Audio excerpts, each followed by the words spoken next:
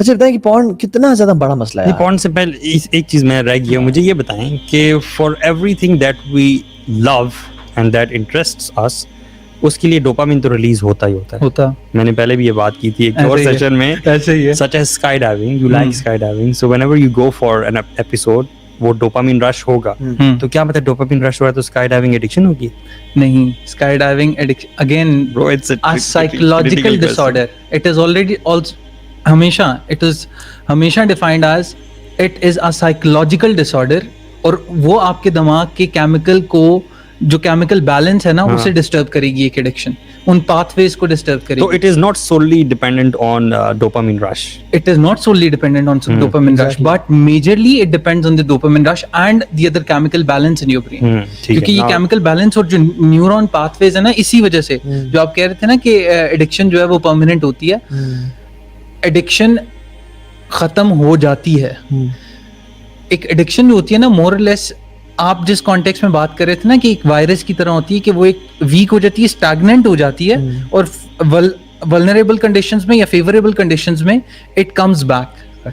लेकिन मैं आपको ये बताऊं कि इट डिपेंड्स। अब अगर आप एडिक्शंस को या इन बीमारियों को, साइकोलॉजिकल डिसऑर्डर्स को डिफाइन करते हैं ना, मिसाल के तौर पे ड्रग एडिक्शन की हम बात कर रहे थे, इसे टेक्निकल टर्म्स में साइकोलॉजिस्ट जो है ना या साइकाट्रिस्ट जो है वो बोलते हैं SUD, सब्सटेंस यूज डिसऑर्डर। ठीक है। और ये जो होते हैं ना, इनके लिए आपको you continuously go back to get a substance.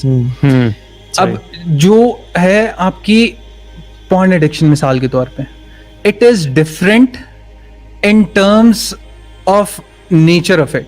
लेकिन आपका chemical imbalance जो होता है दिमाग में, वो more or less equivalent होता है।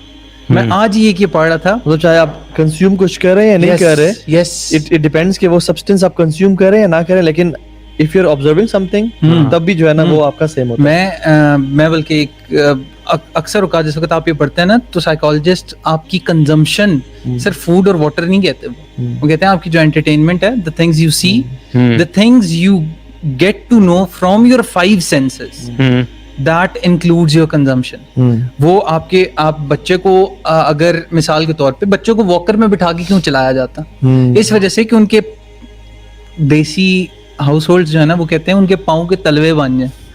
तलवे नहीं बनाने होते, बेसिकली उनके मोटर न्यूरॉन्स को एक्टिवेट करना होता है कि बच्चा जिसका पहला कदम उठाता है तो उसे पता लगे कि दूसरा कदम कैसे रखना है। मोंटेसरी की प्रैक्टिसेस भी जो है वो इसलिए होती हैं, वो मोटर न्यूरॉन्स की प्रैक्टिसेस होती हैं। तो बेसिकली इन मोटर न्यूरॉन्स और इन सारी चीजों को देखना ना, ये एक इम्पोर्टेंट फैक्टर है। और इन सारी चीजों को जब आप देख के तो फिर आप एडिक्शंस और हैबिट्स की तरफ जाते हैं ना, तो आपको मेरे ख्याल में ज्यादा अच्छा समझ आता है कि ये positive addictions and negative addictions. जैसे फॉर एग्जांपल एक बंदा जिम जाने का एडिक्ट है, उसको ही क्रेव्स फॉर इट, दो ही नीड्स इट, लेकिन जैसे बाइकिंग है, ठीक है, हाँ अगर बहुत हम ऑब्सेस्ड नहीं है और हम कभी भी हफ्ते में चले जाते हैं, सो या कोई अच्छी हेल्दी एक्टिविटी है, it can be something positive, जो कि हम ये टेक्नोलॉजी, ये टेक्निकली ठीक बात मैं नहीं कर रहा, लेकिन अवाम उन्नास को समझाने के लिए मैं बात कर रहा हूँ कि आप उसको समझ लें कि पॉजिटिव एडिक्शन है, क्योंकि addiction is a negative term, क्योंकि साइकोलॉजिकल डिसऑर्डर की बात मेरे ख्याल से एडिक्शन जो है ना, ये जो आपने एग्जांपल दिया ना, ये मतलब जो है ना कि उर्फ में एक चीज समझी जाती है, ऐसे ही है। उस हवाले से तो बात समझ में आती है कि यार I am addict to eating corn में बी, यू नो, या इस तरह की हम बातें अक्सर करते हैं नॉर्मल रूटीन लाइफ में, लेकिन we don't really mean addiction. क्योंकि एक्चुअल एडिक्शन जो होती है ना, वो उस एक्टिविटी या सब्सटेंस पे डिपेंड करती है, क्योंकि कुछ चीजें और कुछ प्रैक्टिसेस हमारी लाइफ में ऐसी होती हैं जो कि आपके ब्रेन के जो केमिकल बैलेंस है ना, उसको इस तरह से डिस्टर्ब करती हैं कि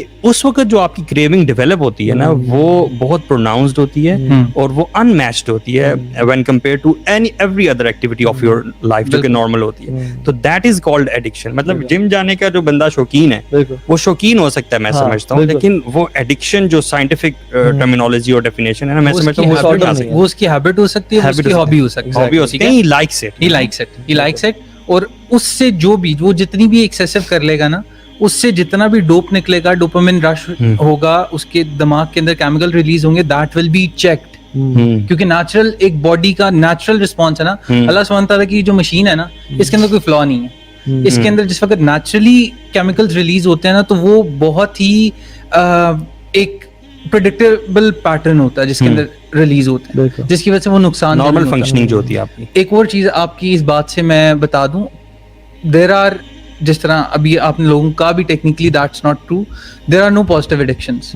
अगर आप मिसाल के तौर पे आपको थोड़ी थोड़ी देर बाद हाथ धोने की आदत है, तो that is not an addiction but that is obsession, उसे बोलते हैं ओसीडी, ऑब्सेसिव कंपल्सिव डिसऑर्डर्स। आपकी जिंदगी में बेशुमार इस तरह होते हैं। मिसाल के तौर पे किसी बंदे को हो सकता है कि किसी एक चीज को देख के, किसी एक फ्रेग्रेंस को देख के उसको कुछ इनको बेसिकली ट्रिगर्स बोलते हैं, कि वो ट्रिगर्स की वजह से वो किसी एक हैबिट के अंदर जाते हैं और वो हैबिट में इतने ज्यादा कंपल्सिव वो हैबिट होती है कि they are not able to control themselves. somebody just said they are addicted to IC team।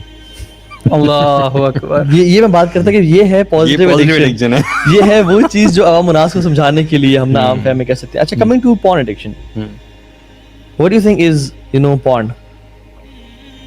Okay, it has difficult question आपने पूछ लिया, बहुत डिफिकल्ट क्वेश्चन है लेकिन बड़ा लिटरेरी जवाब है। ये बात सच है कि जो पोर्नोग्राफी है ये वाकई वो वाली एडिक्शन है जो कि आपकी बॉडी में केमिकल इम्बैलेंस क्रिएट करती है, और फिजिकली भी और साइकोलॉजिकली भी you crave for it once you get into this is one psychological disorder that impacts all the three aspects of a human.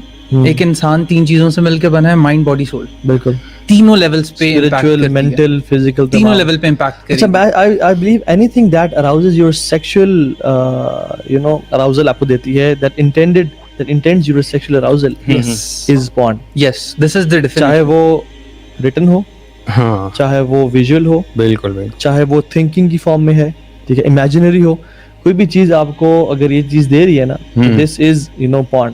मतलब हमें ना लोगों को बताना, क्योंकि the more you know the more you grow। अगर आप समझते हैं कि आप सिर्फ कुछ चीज देख ही रहे हैं और आप तब पॉर्न एडिक्ट हैं, तो जरूरी नहीं है कि सिर्फ विजुअल हो। आप अगर इमेजिनरी, मतलब आप जब भी इमेजिनेशन में चले जाते हैं हर 2 दिन बाद, और आप उसको इमेजिन करते करते आप सेक्सुअली अराउज होते हैं, then this is a porn addiction as well. अगर आप कोई राइटिंग के शौकीन है, तो अगर आप कोई ऐसे किस्से कहानियां, बल्कि writing written porn is more dangerous than the visual porn, you know what? जी बिल्कुल, क्योंकि ये इमेजिनरी होती है and you are everybody imagines as per their own limits and their own style। you are the hero and you are the director in this case। yes, उसमें फिर आप कोई और सेकंड बंदे को नहीं देख रहे, आप as a first person imagine कर रहे हो। इसकी डेफिनेशन के ऊपर मैं एक दफा एक चीज बस बता दूं, सिर्फ ऐसा कंटेंट जो आपको सेक्सुअली डायरेक्ट अराउजल दे, सिर्फ वही पॉर्न नहीं होगा।